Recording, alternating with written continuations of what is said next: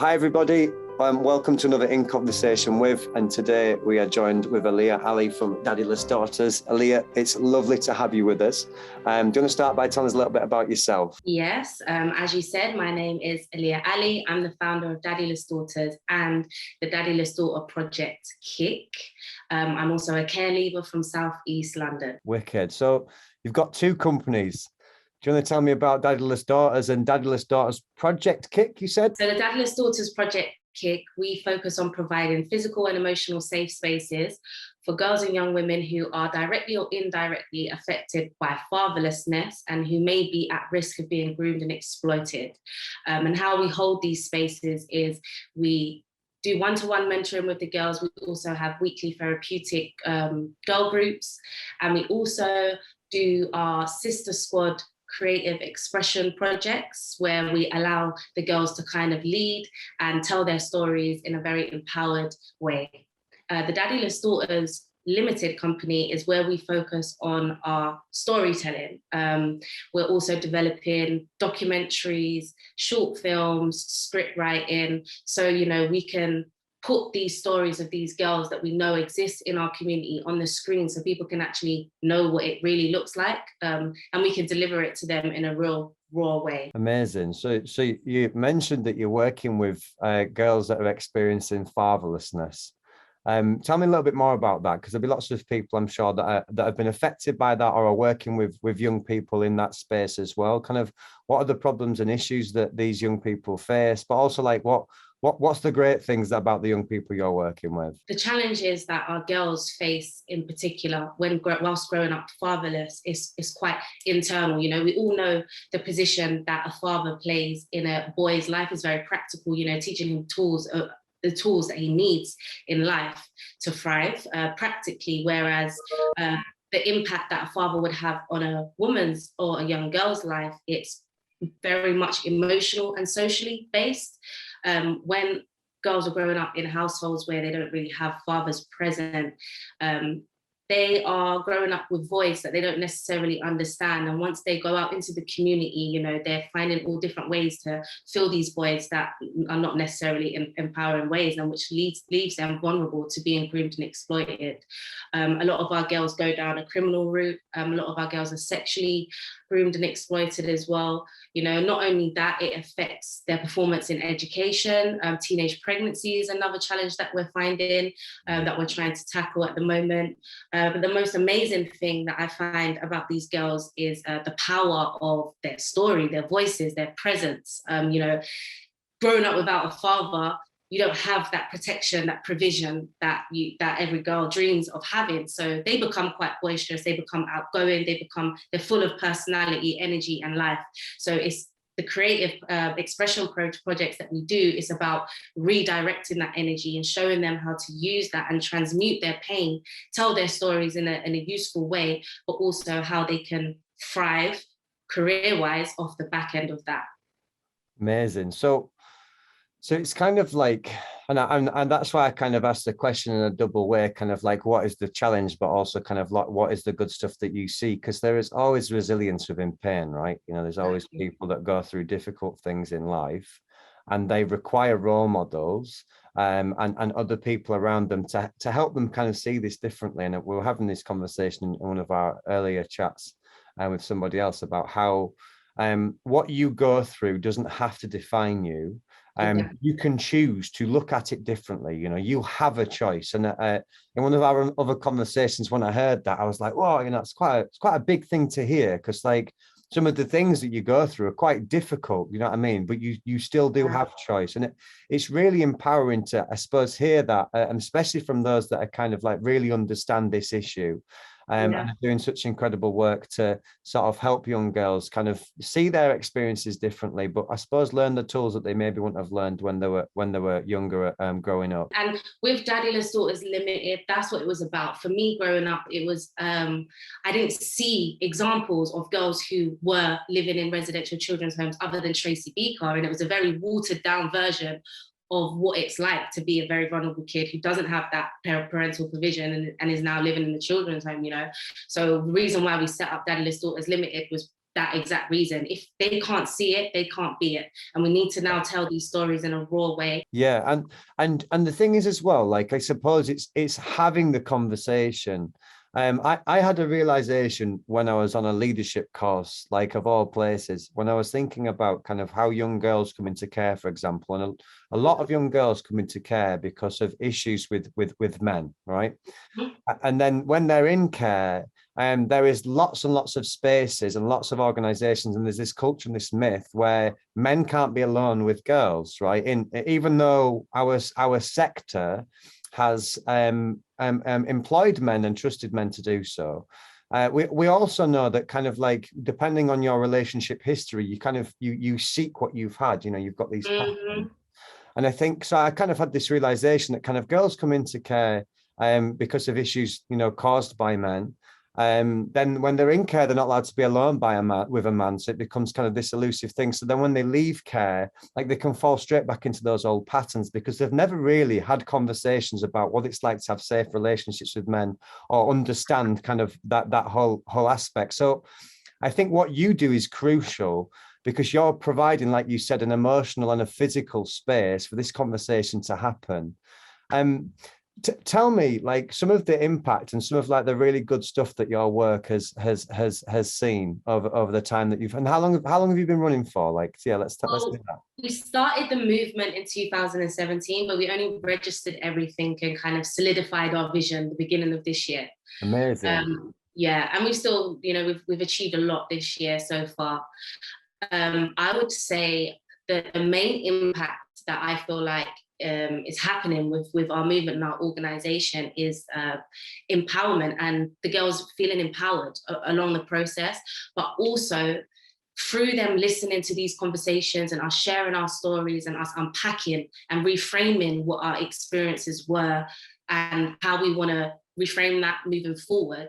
The girls have been able to kind of identify where they've gone wrong in those exact same patterns that you're talking about, those cycles. It's one thing us as professionals telling them, this is where you're going wrong and that's the service that you need to access, but it's a whole revolutionary thing when a girl's listening and she's clocking, oh, okay, that's how I'm repeating this pattern because I saw it from my mom and my mom didn't have the tools to give me. So we immediately kind of cut that attachment of blame and that victim mentality of your mom's to blame or social services to blame or whoever's to blame. You now have the power to be responsible for how we break that cycle and move forward. And to me, that's the gift. That's what I live for. When I see them mentally and emotionally breaking those chains and breaking those patterns. Like, give credit to yourself. Like, you're a massive player in that whole narrative. Like, they look up to you. Do you know what I mean? They're kind of like, yeah. Because I suppose, like, I don't know. I always, I mean, you can only ever reflect from your own experiences. I always remember looking back and people trying to talk to me. And like, God bless those social workers and everybody else, like trying to get through to me. And I was just looking at them going, you just don't have a clue. You know, you just really don't get it. Like, you know, and they tried, like, because I look back now and think, God, I was probably a little bit harsh to some of them. But like, you know what I mean? But it's like, because they were trying to follow a rule book or they're trying to follow a particular sort of like framework. And I suppose like this is what you do that's completely different. I mean, it's like, what sort of training would a young person go through, you know, when they come to leaving care or something like that? It's like, you know, we're going to do like a workship on finance and, you know, let's do something. It's like, you know, these are the issues that young people are kind of like, you know, they're important issues for them to face, but there's bigger issues at play here for young people, especially impacting their mental health because of their experiences. Like, you come along, you're like a breath of fresh air. Do you know what I mean? You'll liberate people. So tell me a bit about your training that you do with, so who do you train? You train young people and professionals or just young people? Kind of what does it look like? We train professionals, parents, and people within the community who just want to, you know, grab a corner of these problems and tackle it. And we're mainly focused on children's services and the criminal justice system. You know, like you said, the patterns that we've seen, a lot of girls are ending up in care because of situations that were not in their control, that were related to men and that are connected to men that they were groomed and exploited for, but they're not really seen as victims, they're seen as perpetrators, and their needs are very complex. So those are two sectors that we're actually really trying to knuckle down on and really want to work with.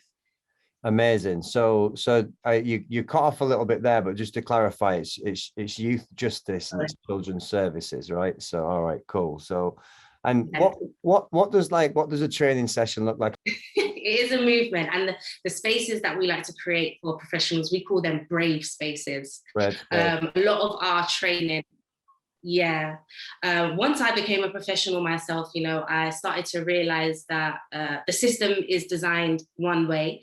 And I noticed that, nobody comes into this line of work because they want to get rich, right? We all have a personal attachment as to why we want to affect change and why we want to help people change their lives. So a lot of our training is about reconnecting professionals back to why did you get into this line of work? Forget what the system's on, forget the admin that you have to do, all these policies and procedures that, blur the vision as to what impact a professional wants to have on a young person's life, and also to help them understand the complex needs that these girls in particular have, and the challenges that they're experiencing within the community, and how we all contribute to the problem, but how we all can also contribute to the solution. Yeah, a lot of people, I mean, it's the old phrase, isn't it? Like, it takes a village to raise a child. And I think kind of like what I'm hearing is your approach is just that. It's about saying, actually, there is lots of people around these girls that need to understand these issues. And because by understanding these issues, they can all step in and support and help. So what does a training day look like? Like, sorry, a brave space. What does a brave space look like? So you've got a group of young people, like they come in the morning, they come in the afternoon. What does the day look like? Yeah, they'll come in the morning. We'll do a little icebreaker. All of our activities are based off of lived experience, and we've created throughout the years based on all the training that we've done. So we have kind of specific activities that we've designed with our girls as well. We'll do a break in between that, and then we'll come back. A lot of our training as well is also based around creative expression. So I like to get the participants up, moving, acting out scenes, scenarios, us evaluating it from the observer's point of view, and to kind of keep the energy up and alive. And then at the end, it's very conversational based as well. I don't like to kind of overwhelm myself with rigid outcomes and objectives. It's all about us reflecting and exploring what these situations look like, how we're responding to them as well, based on our own personal experience, and then our professional practice. And then how can we reframe that? So it's a very collaborative training experience where, I come in with my agenda, but it's very open, and I'm ready to go. It goes in all different directions based on the group and what experiences they bring to the table.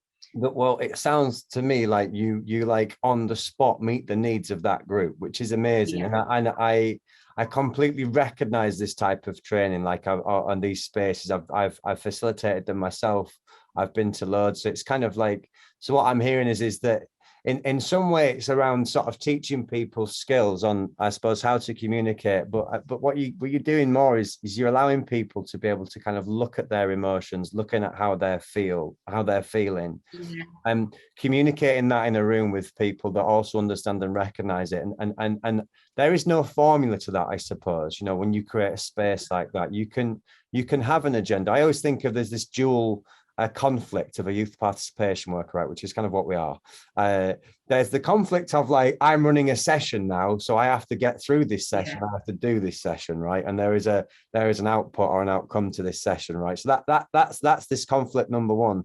And then conflict number two is your emotional and empathic kind of like connection to that group. So I've done it loads where you'll start off a session where we'll be teaching young people how to do public speaking, for example, which sounds exactly like what you're doing. That section's going to last an hour, right? So you kind of looking at the time, but then one young person's just they're going, and then another young person's coming in, and then all of a sudden the conversation just comes alive. Do you know what I mean? You've got to dance, and you've got to basically adapt in between those two kind of conflicts. It's like, okay, there's an output here that we've got to maintain time, but at the same time, actually, this is really important and valuable for these young people right here and right there, which I think is really important to communicate outwardly, because kind of lots of people that facilitate training for young people facilitate, and you mentioned systems as well, and becoming a professional, like systems, and professionals love systems, and this starts at 9 o'clock, and then at 10:45 we have this, and at 12 o'clock it's that.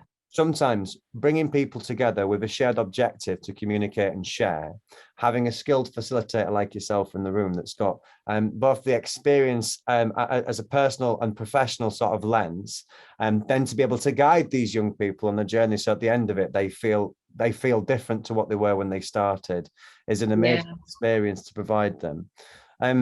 What sort of things do young people say about your brave spaces? Like what feedback do you get from them? We always get kind of similar feedback of a lot of them come into our sessions feeling anxiety, you know, they're quite fearful about or reserved about what actually they want to share. But every single session, by the time we get to the end of it, they just they want more. And they also just want to figure out, you know, how can we also provide these spaces amongst our friends? Like, how can we open up these conversations amongst our friends and with their parents? So it's a trickle effect I'm noticing as well. You know, it's not just happening in the classroom, like they're also having conversations in their community, in their school, in their household. They're wanting to continue the conversation, and they're always bringing back the feedback of what others said as well once they do have those conversations in those spaces.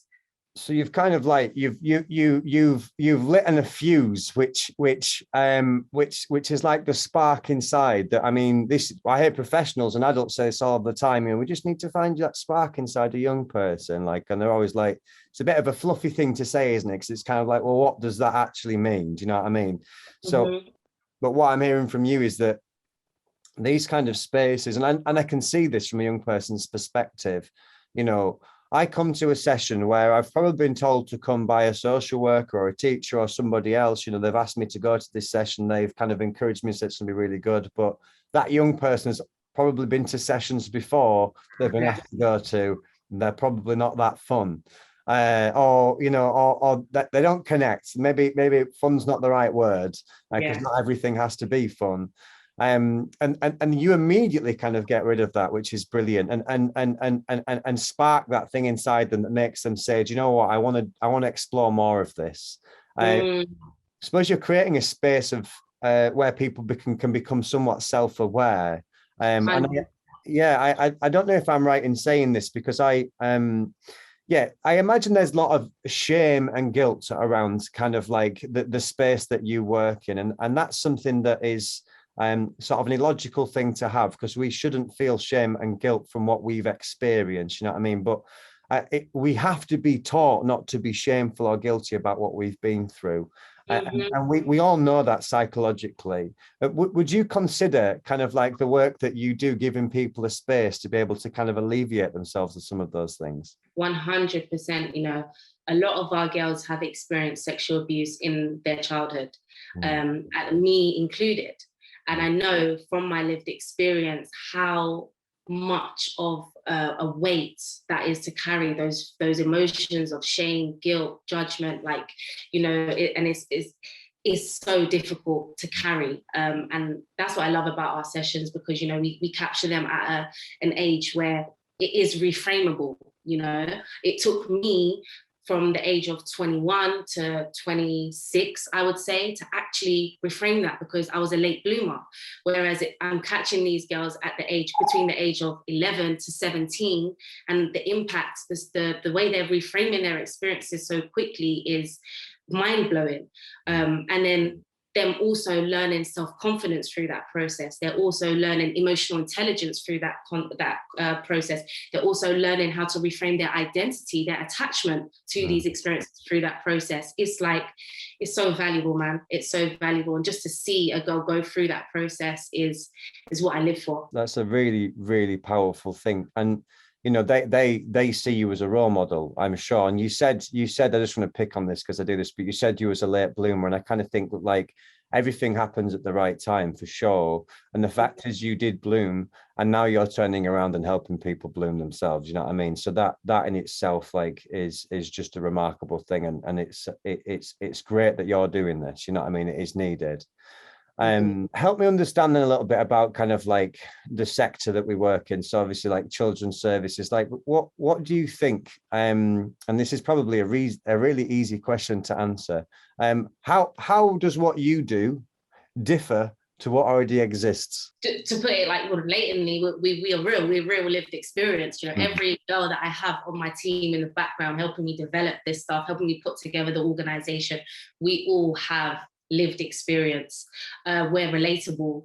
And we don't come at, we understand that there's a system, we understand that it exists, and we understand the purpose of the system. However, we've built our own system within the system, which seems to be working. So I would say, you know, what separates us from then, I would say, is our lived experience, our relatability, you know, and our way to kind of, our self-referral rate is kind of through the roof. Most of our referrals come from self-referrals, from the girls referring themselves to our organization, which we're very proud of. And the reason why we're very proud of this is because we actually don't have to rely on that professional to direct the girls to us. The girls are finding us themselves. And like I said, through our narrative, they're identifying why they need a project like ours. We don't have to market ourselves like you need us. And these are the problems. They're very much aware of their problems. They're living it every day. So it's like a bird call. When they hear us talk or they hear a new project, they all gravitate towards it and they know exactly what they want to get out of it. Whereas, you know, myself, when I was a young person, and I know young people that are still out here that are accessing services, they don't necessarily understand why they're engaging with these services. They've just been told that this is what they need and this is the support they need. Which is a whole nother conversation within itself. Yeah, that is an absolutely, I've got two questions to ask, but like, a point and a question, but that's such a valuable point, actually. You've kind of really made me think that a typical model that happens, I'm going to ask you a question in a minute. It's kind of like, you know, what have you learned from working in the system, the care system? But it's like a typical model is that an adult who is responsible for a child will put them forward for an intervention that they think is right for them. I don't necessarily think that that's a wrong thing, but there is obviously there's obviously room for error, to be kind in that space. But what you're saying is, and so then the other issue within that as well is that if a young person doesn't engage, our sector will say, oh, they're just not engaging with services. You know, that's the kind of thing we kind of put the blame and onus onto the child. But what you're saying to me is that young people are referring themselves to you because they've heard about you, which is, I mean, if anybody watching this wants to know the impact of that work, there it is right there. The people that you are here to help are coming forward in abundance, which then leads me to a question.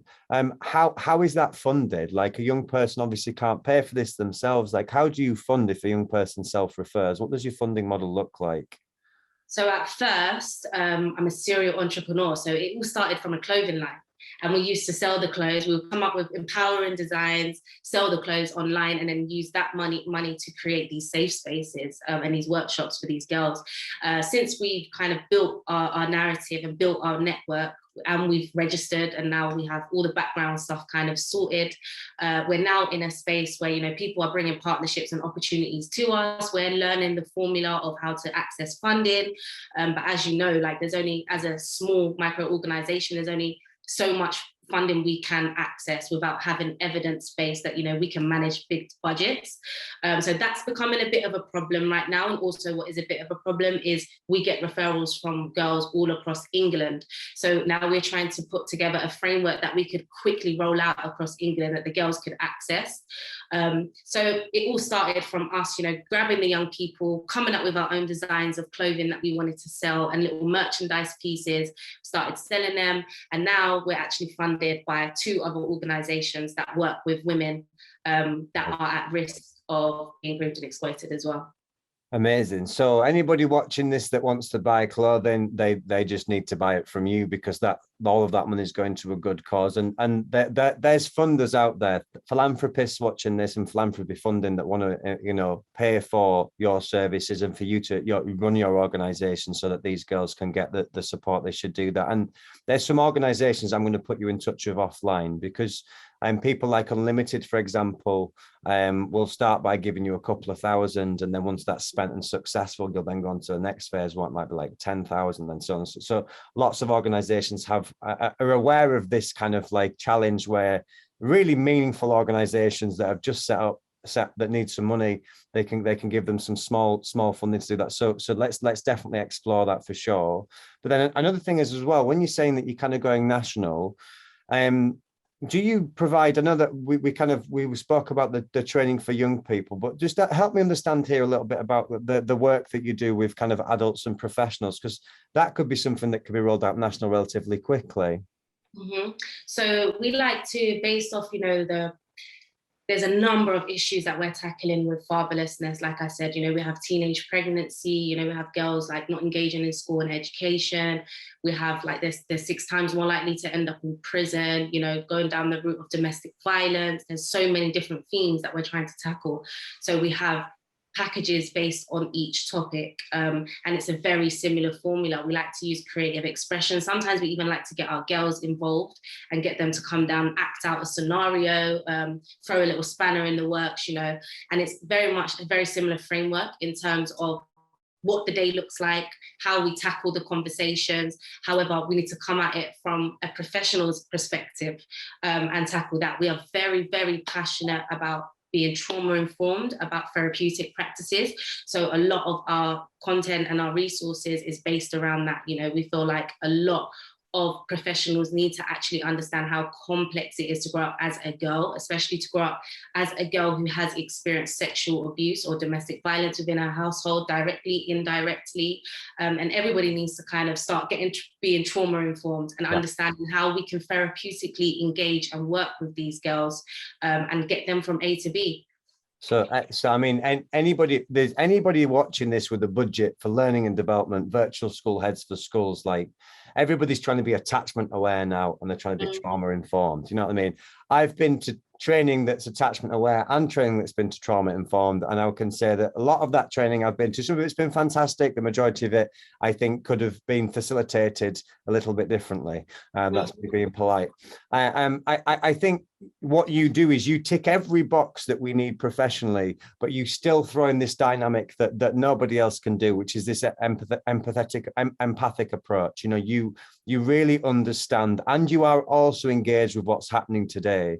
Like, because there's also like, I always think I don't work with as young people as much as I'd like to anymore because of the space that I've now kind of moved into. So am I the right person to be able to advocate for children on the ground now? Probably not, but there's loads of people I work with that are.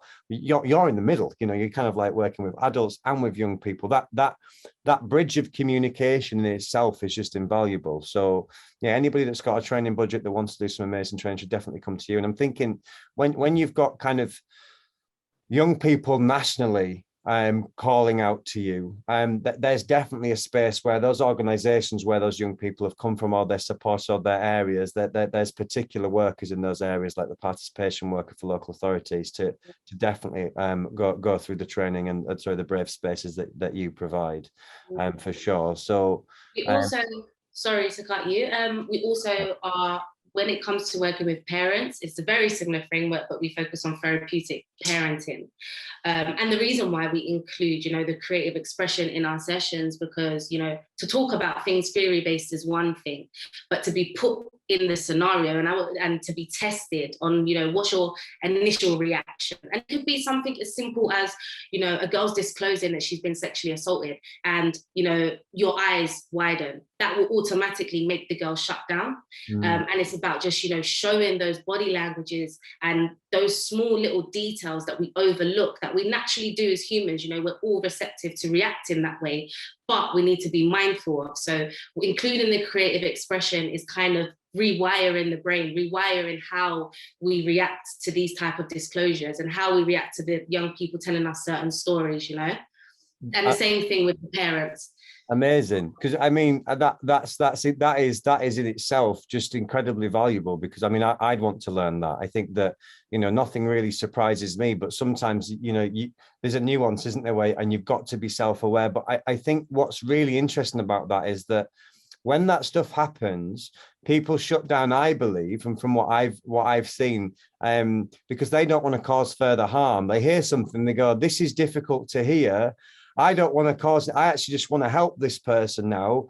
how do I do that? You get frozen in that space, don't you? And then because you're frozen in that space, the other person's picking up on that and thinking, I've said too much. Like now I'm anxious because they're anxious, and it becomes into this kind of projection pit of anxiety. Exactly. And we talk a lot about, the trauma responses of fight, flight, freeze when it comes to young people, but who's testing the professionals? What are your trauma responses? Because you're indirectly having this conversation that is fueled by trauma. And we don't necessarily focus the lens on, okay, well, how's the professional dealing with this? Mm-hmm. And that's essentially what we do. We just hold mirrors up during our training sessions and say, what do you see?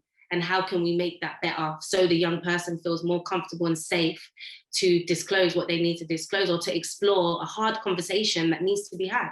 Wow. I mean, I can just imagine like what those sessions are like, with people that a system is protected actually from these kind of things. And you're absolutely right, because even when you look at things like, I suppose my area is around, like, I look at systems and I kind of go, why do we talk about permanence all of the time when the system's impermanent? Do you know what I mean? Because actually, like, relationships are ending all of the time, which also the staff working in these organizations are also experiencing those bereavements. So why do we always say, for example, hey, a trauma and loss for a young person, attachment, loss for a young person is really difficult, but we never offer the same narrative to the staff that are experiencing the same, which is what you're doing. That's amazing, because I imagine now I can just hear social workers and teachers watching this saying that we want this, you know what I mean? This is what we want, because social workers teaching, watching this, put some pressure on your team managers to get Aliyah in. So help me understand then a little bit about kind of like what are the main things that you've learned, sort of like, and this can be anything really, kind of in your journey, kind of setting up your business, working in the care system, working in the youth justice system. Like, what are the things that you've learned in kind of like your experiences in doing Daddyless Daughters? Well, first and foremost, personally, what I've learned is that I'm built for this type of work. Before, I would look at my experiences and, it kept me stuck in life. And I was just looking at things from a very negative perspective, very anxious about what are my future prospects? How can I change my life around? Like, I always knew I had certain gifts. I was also in prison for 2.5 years. And that experience really showed me the impact that I could have on these particular girls that can relate to me, that there's something about my delivery that gravitate towards, and then when I went into the space of, exploring what professionals' experiences were like working within the system, that was when I was able to identify, these guys are not demons. As a care kid, I kind of painted my own perception of what professionals were as well. And those barriers broke down throughout this time, and kind of just building this network of, there is good professionals out here that want to better their practice, that want to have a huge impact on the lives that they're engaging with daily, but there's a bigger system that plays hand at this, and I've got really passionate about how can I break that down, like how can I help these professionals reconnect back to why they came into this line of work. And I just learned that it's how do I say this? Like I said, I'll just keep it brief. Like, I think I kind of like demonized the system. And I learned that there's real people working within the system that also need support and help to develop their practice. And so they can have a huge impact, really. You've got, and this is kind of like, this has got two impacts to it from what I'm hearing. So there's kind of like, impact number one, which is you mentioned, which is the direct impact where you reinvigorate and you remind an adult why they got into this job in the first place. So that there's enough psychological study that shows, if you look at things like de-individualization. So you go into an organization, you become de-individualized, you're no longer yourself. You become a part of that organization. So the norms, the values, the structure of that organization become you. Now, if we look at children's social care, what is that? Well, we've got language, which is language like young people are challenging. They're high risk of offending, all this kind of stuff. We've got this kind of safeguard culture, which is like, don't attach too much, make sure that if a young person discloses, we follow this particular rule, and make sure you record everything that's being said in the way that you want it to write. So a social worker, for example, example, goes from being, you know, bright-eyed, bushy-tailed, like, yeah, I want to help children, goes to university, starts to think, okay, this isn't really what I thought social work is, comes into social work and goes, oh, actually, I'm spending all my time recording and responding to crisis.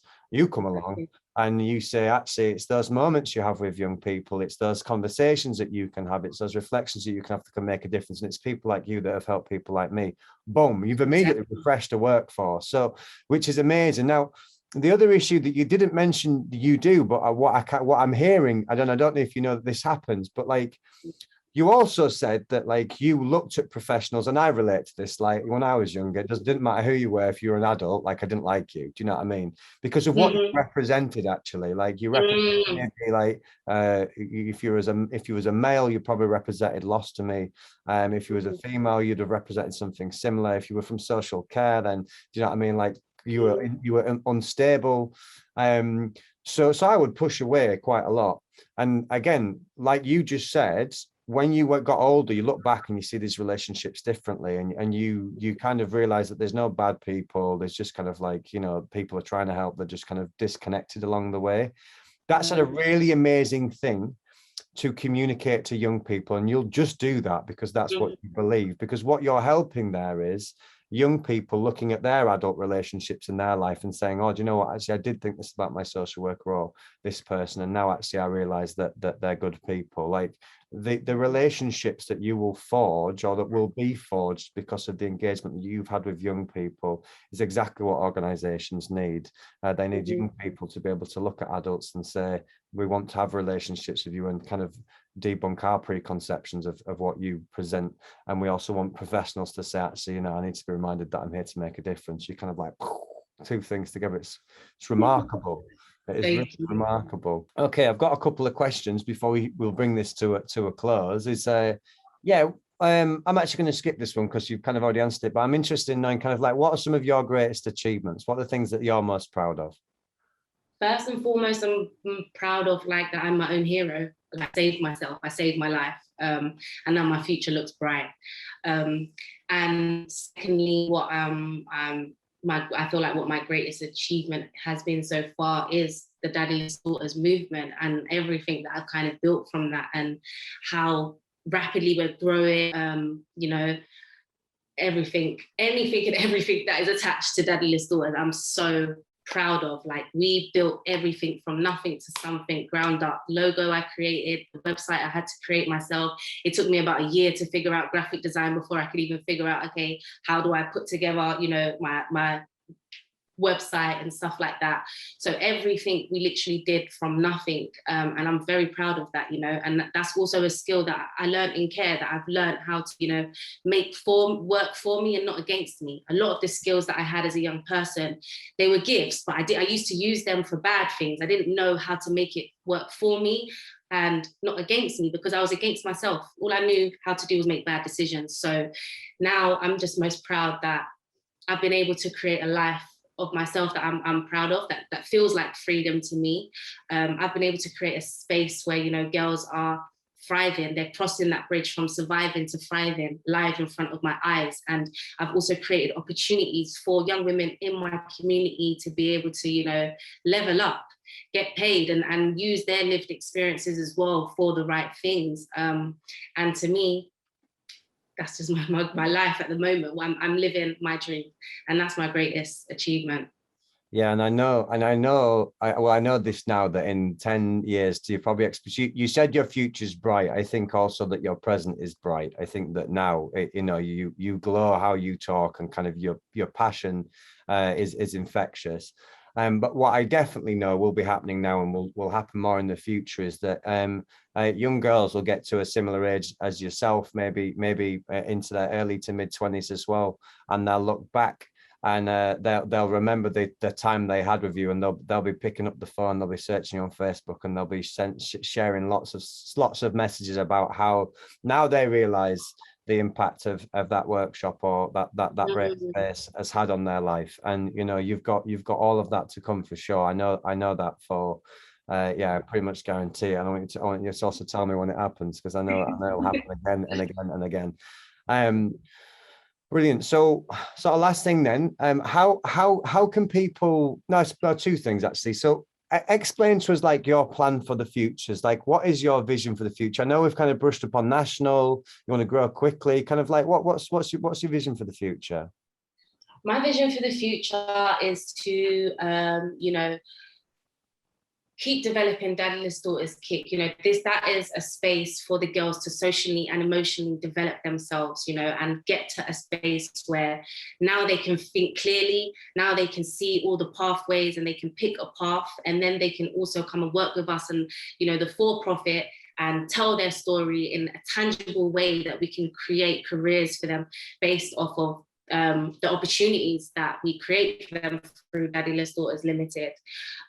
Also, we're moving into the space of documentary making. So we've just completed our first documentary at HMP Holloway, where we took a group of our girls back to the prison to explore their past selves, the trauma behind offending behaviour from a female's perspective, the services that they engaged in that did work, that didn't work. And that will be released next year as well. And we also just secured our contract to open up the prison for professionals and for the general public to come inside the prison and explore the stories of all those women that were held there before the building is going to be knocked down, which is going to be very exciting. That's a very honourable project for us to be able to be trusted, to be able to tell these women's stories in a raw and revolutionary way that they're never going to be forgotten. That building played a huge part in so many women's lives, and even children that were born there, that haven't even been back behind those walls. Also, the last woman to ever be hung in the UK was hung from Holloway prison. So that is a very big achievement for us as an organisation. And we'll be opening up the prison June 2022 for 2 weeks. First week will be for professionals to come in and dig deep into the conversations. And then the second week will be for the general public. And we're also going to start working on a lot of short safeguarding films that we would like to tour with across England, get it in as many schools as we can, as many social services as we can. As I said, we have lived experience stories for days. So now we want to really focus on developing scripts and resources that not only the community can learn from, but also professionals and young people can start being more aware of the dangers that are within their community as well. So next year is looking really exciting for us. And of course, continue running our therapeutic girl groups and continue with our one-to-one mentoring and reaching out to as many parents and professionals as we can to break those barriers. Amazing. I mean, when you was talking about the prison, I was getting goose pimples. I was just like, amazing. It's been great to talk to you. But before we kind of bring this to a close, obviously we're going to create a whole profile of you, of your work, of everything that you do. And that's going to be available for everyone to see on the Care Leaders, and all of the links to kind of like what it is that you do and how to get in touch with you. But if people want to kind of like find out more about your work, find out about you, or book in your services, where do they go and what do they do? You can find our website. It is www.daddylessdaughters.co.uk. All of our information is up there in terms of our referrals, our projects that are up and coming, and what areas we're basically targeting. All of that is there. Our social media, our Instagram is daddyless_daughters. Our Twitter is daddylessd. And then my personal Instagram is Aliyah _Ali __. Our YouTube channel is Daddyless Daughters as well. We are in the process of our second series, which is about generational trauma and breaking those cycles and patterns, very much fixated on relationships, because I guess the quality of all of our lives are based around relationships. So we're really tackling that. Aliyah, it's been absolutely wonderful talking to you, and I want us to do more of these because I've just actually enjoyed listening. I've learned a lot today, and I'm really looking forward to us spending more time together and potentially working together in the future as well.